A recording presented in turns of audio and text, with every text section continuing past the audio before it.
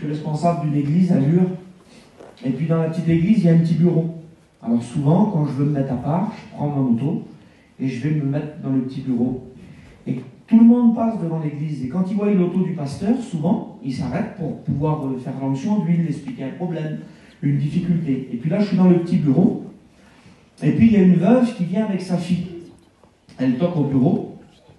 Elle rentre, elle dit voilà, Yacham, on a un problème. On est content que tu es là, on n'osait pas venir vers toi. Je dis explique-moi, ma soeur.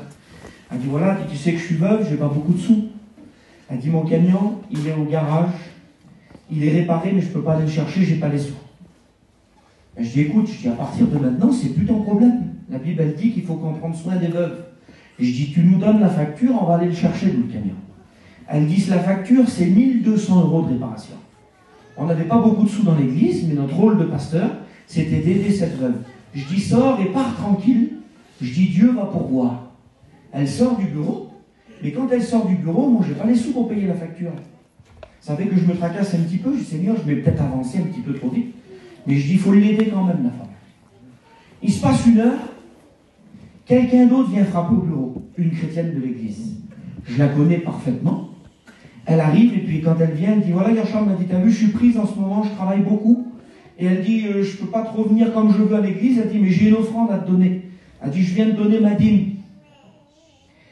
Et puis, je dis, il n'y a pas de problème. Mais quand elle sort l'enveloppe, là, je vois que sur l'enveloppe, il y a marqué 1200 €.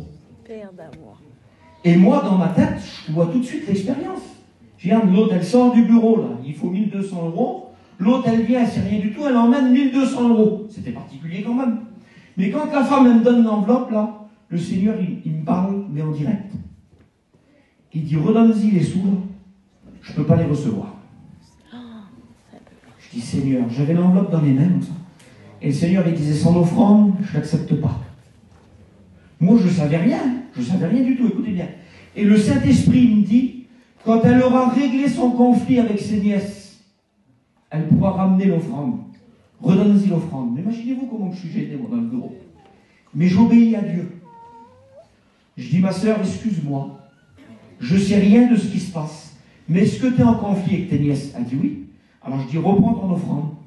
Et quand tu auras réparé tes querelles, tu viendras déposer ton offrande. Mais elle part, la femme, vexée, pas comme vous croyez.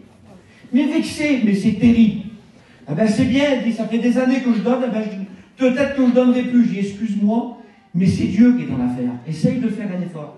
Elle repart avec les 1200 €. Écoutez une seconde. Je reste la journée, j'étais en train de jeûner. D'un seul coup, dans l'après-midi, ça refrappe au bureau. Et là, par contre, des personnes que je ne connais pas du tout. 2 femmes.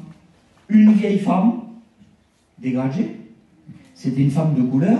Sa fille, elle est de couleur aussi. Ils rentrent les 2 dans le bureau. Bonjour monsieur, vous êtes le pasteur de l'église? Oui, j'en fais partie, madame. Alors elle dit, voilà, je viens vous expliquer quelque chose. Elle dit, on est du Nigeria. On n'est pas de Lure. Lure, c'est la campagne profonde.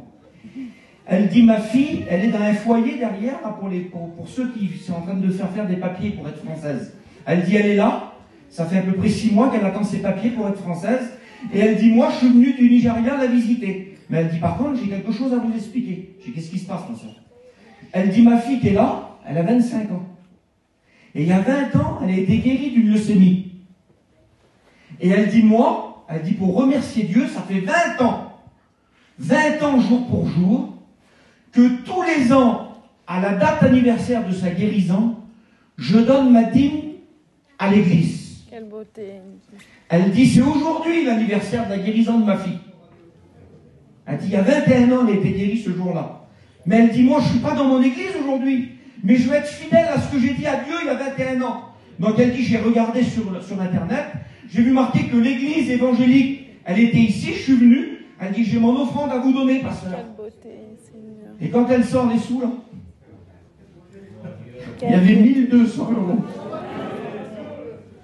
Et Dieu me donnait la leçon en me disant, moi j'en ai plein de moyens.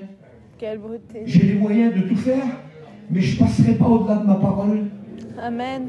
Je ne la prends pas l'offrande de l'autre qui n'est pas conforme. Je déplace quelqu'un du Nigeria. Je guéris sa fille 21 ans avant pour que ça tombe le jour-là. Imaginez-vous un petit peu.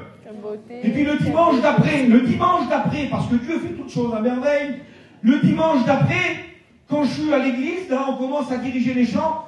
La femme en question, là, qui avait reparti son offrande, elle vient vers moi, elle dit, je peux te demander quelque chose? Je dis quoi? Elle dit, je voudrais chanter un cantique avec mes nièces. Voilà. On s'est réconciliés. Quelle beauté, quelle beauté. Vous comprenez ce que c'est Dieu? Quelle beauté, Seigneur. Dieu voit tout, Dieu connaît tout. Quelle beauté, Jésus. Dieu sait toutes choses. Il faut faire les choses selon la parole de Dieu. Alors on va prier maintenant. Vous voulez qu'on prie le Seigneur que quelques frères